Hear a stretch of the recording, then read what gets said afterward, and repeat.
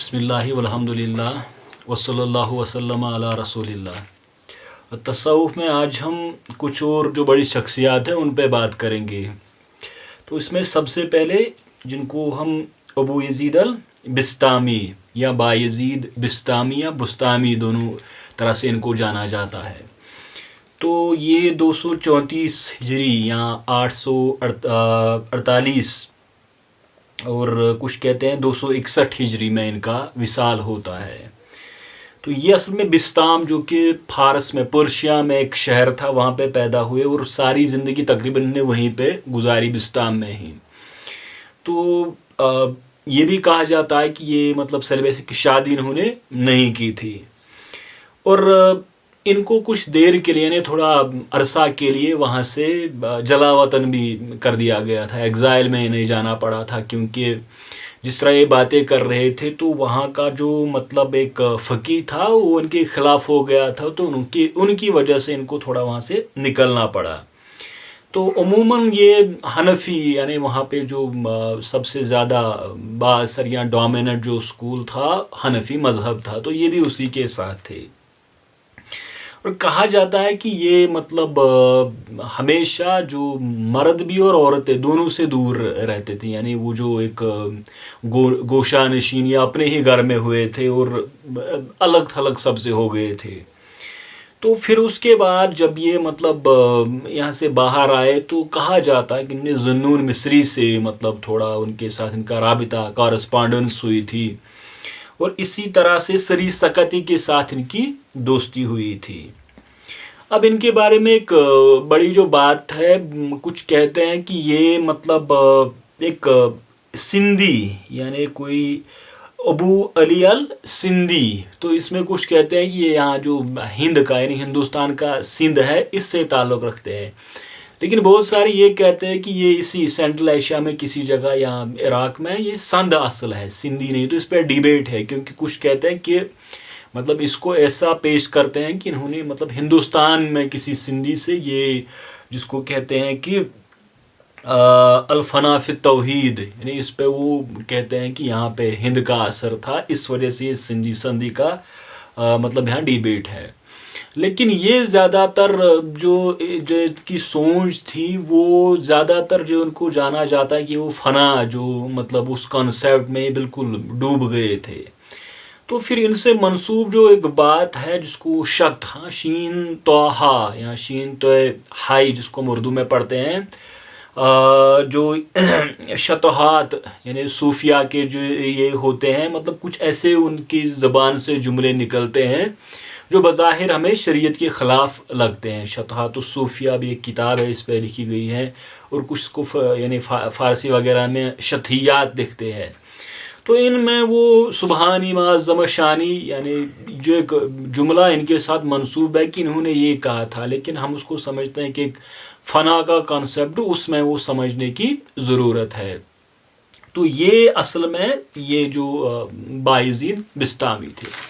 اچھا، اسی طرح سے ایک اور شخصیت جو اس دور میں تھی وہ تھی جن کو ہم کہتے ہیں سہل بن عبداللہ تستری۔ تو یہ 283 یا 896 عیسوی میں اے ڈی میں جو ان کی وفات ہوئی تھی۔ تو یہ اتنی بڑی شخصیت ہے کہ اس دور کے جو بڑے بڑے تھے مثلا منصور الحلاج تھے یا جریجی تھے، ابو طالب مکی تھے، ان سب کے استاد رہے ہیں یہ سہل تستری۔ تو بڑے ایک ماہر حدیث مطلب ایکسپرٹ تھے، محدث تھے۔ تو یہ مطلب تستر میں یہ پیدا ہوئے تھے، ایران میں ایک جگہ ہے تستر، وہاں پہ یہ پیدا ہوئے تھے۔ اچھا، یہ تھوڑا ٹائم انہوں نے وہ ابدان جس کا بار بار ہم نے ذکر کیا ہے، وہ قریبات ہے، وہاں پہ وہاں پہ ایک تھوڑا قیام کیا تھا، اور وہاں یہ ذوالنون مصری سے ان کی ملاقات ہوئی تھی۔ تو ان کو نکالا گیا تھا تستر سے، پھر یہ بصرہ چلے گئے تھے 263 ہجری میں، اس پہ میں بات کروں گا۔ تو یہاں پہ ان کی ملاقات ہوئی تھی ابو داؤد سجستانی، جو کہ مشہور محدث ابو داؤد رہے ہیں، حنبلی ابو داؤد سے ان کی ملاقات ہو گئی تھی۔ تو ان کو نکالا کیوں گیا تھا یا بصرہ میں ان کی اپوزیشن کیوں ہوئی تھی؟ تو اس کی وجہ تھی ان کا ایک مطلب ایک کلیم یا دعویٰ کہ انہوں نے کہا تھا کہ میں حجت اللہ ہوں. حجت اللہ ہم کہیں گے کہ پروف، یعنی اللہ کا پروف ہے، یہ ایک دلیل ہے یہ اللہ تعالیٰ کی. تو تب سارے ایک وہاں پہ ایک جو اسکالرس یا پھر پولیٹیکل بھی ایک اپوزیشن ان کے خلاف ہو گئی تھی سہل تستری کے خلاف. تو ان کا کہا جاتا ہے کہ انہوں نے ایک تفسیر بھی لکھی تھی، اصل میں لکھی نہیں تھی بلکہ وہ ان کے شاگرد جو تھے انہوں نے اس کو کمپائل کیا تھا، یعنی وہ انہوں نے اس کو جمع کیا تھا. منتخب آیات کی وہ تفسیر تھی سہل تستری جو انہوں نے لکھی تھی یا انہوں نے جو اس پہ بات کی تھی. تو زیادہ تر ان کو مطلب کس کے لیے جانا جاتا ہے وہ یہ ہے کہ انہوں نے جو ایک مطلب ایک صوفی تھاٹ میں جو ان کا کنٹریبیوشن رہا ہے وہ یہ ہے کہ انہوں نے یہ کہا کہ جو زمین پہ یہ ڈیولپمنٹ ہوئی ہے یہ نفس اور قلب، یعنی ان دو کا جو کنفلکٹ تھا، یہ دو ایک دوسرے کا کے ساتھ جو ان کا تصادم ہوا نفس اور قلب کا، اس وجہ سے یہ آگے بڑھا. تو اس میں وہ کیا کہتے تھے کہ نفس اور قلب ان کو وہ کہتے تھے کہ یہ لطیف، یعنی وہ بالکل ایک سٹل جس طرح کی چیزیں ہیں، اور یہ انہی دو سے انسان بنتا ہے، نفس اور قلب سے. تو جو ہیومن مطلب فارم ہے وہ نفس اور قلب سے بنتی ہے. پھر وہ کہتا ہے کہ نفس قلب پہ غالب آتا ہے، تو ایک طرح کا ایک دعا اٹھتا ہے جس سے یہ قلب مطلب اس سے مطلب اس پہ ایک لیئر سا بن جاتا ہے. پھر اس میں کیا بات وہ کرتے تھے کہ قلب کو مطلب آپ کیسے اس کو زندہ رکھیں گے، اس کو سسٹین کریں گے، تو وہ ذکر کے ذریعے، یعنی ذکر پہ بہت زیادہ نے زور دیا ہے کہ اگر آپ مطلب اللہ تعالیٰ کا قرب حاصل کرنا چاہتے ہو یا آپ دل کو زندہ رکھنا چاہتے ہو تو وہ ذکر سے ہو سکتا ہے. تو یہی مطلب نفس آپ کو دنیا کی طرف لے جاتا ہے اور قلب آپ کو اللہ تعالیٰ کی طرف لے جاتا ہے. پھر ایک اور بات ان کا ہے کہ ان کو وہ کہتے ہیں کہ خاص بندے ہوتے ہیں جن کو مطلب ایک نور الیقین ہے، مطلب جن کو اللہ تعالیٰ کی جانب سے دیا جاتا ہے اور پھر اس کو کشف ہوتا ہے، انہیں مکاشفہ ہوتا ہے انہیں اللہ تعالیٰ کا. تو یہ ایک مطلب ایک یہ نور الیقین کسی بندے کو کیسے حاصل ہو سکتا ہے جب وہ فنا کے مقام پہ، یعنی ایک تو اللہ تعالیٰ کے ساتھ جو میثاق ہوا ہے ارواح کا، جب وہ اس کا پابند بنے پھر وہ جو فنا ہو جائے تو اس کو نور الیقین ہوتا ہے اور پھر اس کو مکاشفہ ہوتا ہے اللہ تعالیٰ کا. تو پھر یہ نفس اور قلب کی جنگ، اور اس کو صرف آپ مطلب تب ٹھیک رکھ سکتے ہو، بیلنس میں رکھ سکتے ہو اگر آپ ذکر کرو گے. تو یہ تھے جن کو ہم سہل تستری کہتے ہیں. پھر ایک اور بڑی شخصیت ہے اسی دور کی، ابو عبداللہ بن علی الحکیم ترمذی. تو 295 یا 300 ہجری میں ان کا وصال ہوتا ہے، یا جو کہ 905 یا 910 عیسوی ہے. یہ ترمذ جو مشہور جہاں کے وہ محدث بھی رہے ہیں، ترمذی ازبکستان کے رہنے والے تھے. تو ان کو معادب الاولیاء یعنی ٹرینر، جو ولیوں کو اولیاء کو جو تربیت دیتا ہے، ٹرین کرتا ہے، اس کا لقب ان کو دیا گیا تھا حکیم بھی ان کو یعنی حکمت جن میں ہو، حالانکہ یہ خود فلسفہ کے بہت خلاف رہے تھے.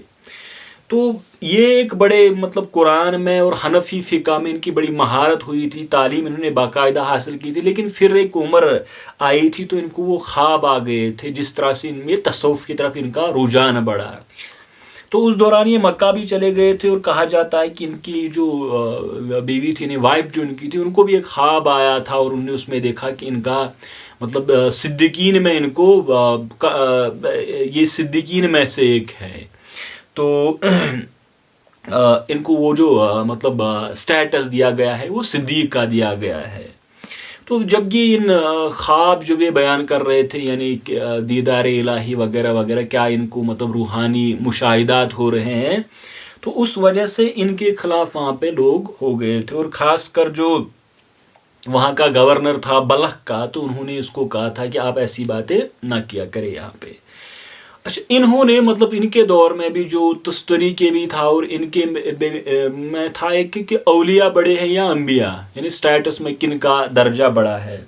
تو انہوں نے دو باتوں پہ بڑا دو کتابیں ان کی، اصل میں تو بہت سارے ان سے منسوب ہے لیکن 2-3 بڑی مشہور ہے. ایک تو انہوں نے لکھی تھی کتاب سیرت الاولیاء یا خاتم الولایہ جس کو کہا جاتا ہے.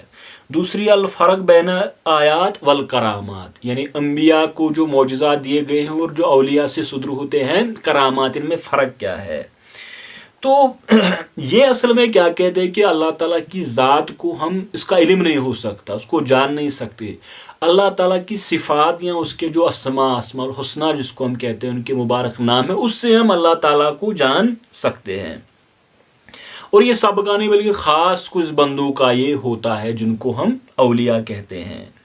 تو انسان کو یہ کہتے تھے کہ اس کو مطلب جو ایک قلب دیا گیا ہے، اس کو عقل دی گئی ہے، اور اس کا جو آپ لوور سیلف جس کو آپ بیلی کہہ سکتے ہو، تو معرفت ہے، مطلب آپ کے سر میں ہے، پھر آپ کا جو قلب ہے ہارٹ میں، جو آپ کی یعنی قلب میں معرفت ہے، اسی طرح سے آپ کیا عقل ہے، اور پھر جو آپ کی باڈی کا جو لوور پورشن ہے تو اس میں نفس ہے.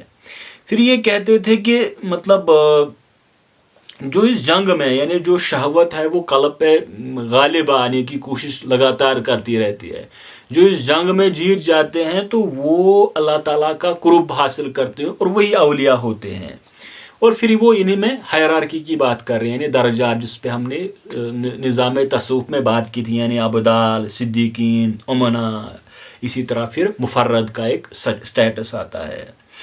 پھر جو یہ انبیاء اور اولیاء کے درمیان جو ڈسکشن، تو اس میں ان کو بالکل صاف بات تھی کہ انبیاء کیونکہ ان پہ وحی کا نزول ہوتا ہے، لہٰذا وہ اولیاء سے بڑے ہیں. یعنی اگرچہ ان کو بھی انبیاء کو بھی ولی کہہ سکتے ہو، لیکن کیونکہ ان پہ وحی نازل ہوتی ہے لہٰذا ان کو الہام ہوتا ہے، کشف ہوتا ہے، لیکن جو درجہ ہے وہ انبیاء کا ہی بڑا ہے. ایک اور بات جو ان کی تھی وہ جس کے لیے مطلب انہوں نے اس ٹائم جو لکھا تھا، اچھا ایک اور بات اس میں تھی کہ انبیاء معصوم ہوتے ہیں، یعنی ان کو بچایا جاتا ہے کہ ان سے کوئی غلطی ہو، لیکن اولیاء کے لیے ایسا نہیں، یعنی وہ معصوم نہیں ہوتے ہیں. تو اس ٹائم میں کچھ صوفیہ جو کہ مطلب کسی طرح کا کاروبار یا کام کرنا اس کو پسند نہیں کرتے تھے، تو انہوں نے اس کے خلاف جس کو ہم کہتے ہیں تحریم المکاسب، یعنی کہ جو آپ ارن کرتے ہو، جو آپ کماتے ہو، جو اس کے خلاف ہو گئے تھے. یہ حکیم ترمذی نے ان کے خلاف بات کی، جو اس تحریم المکاسب اس کے جو مطلب خلاف تھے. تو یہی مطلب جو روح اور پھر آپ کا نفس ہے، اس میں انہوں نے وہ آدم ابلیس کا قصہ بھی شامل کیا تھا کہ کیسے مطلب ابلیس آیا، اور اس کا پہلے ابلیس کیسے خود گرا بارگاہ الہی سے، وہ کیسا مطلب وہ ذلیل ہو کے نکلا، پھر آدم کے ساتھ کیسا واقعہ ہو. تو اوورال ہی جو نفس اور قلب کی جنگ ہے، پھر وہ جس میں غالب آتے ہیں وہ اولیاء بنتے ہیں، پھر اولیاء کے درجات ہوتے ہیں، اور یہی بات انہوں نے کی تھی. تو بڑا ایک تھیرسٹ تھے یہ تصوف کی. انشاءاللہ تعالی ہم نیکسٹ پارٹ میں ایک اور صوفی جو مطلب باقی صوفی ہیں ان پہ ہم بات کریں گے. آج ہم اسی پہ اس کو کنکلوڈ کرتے ہیں. وآخر دعوانا الحمدللہ رب العالمین. السلام علیکم ورحمۃ اللہ.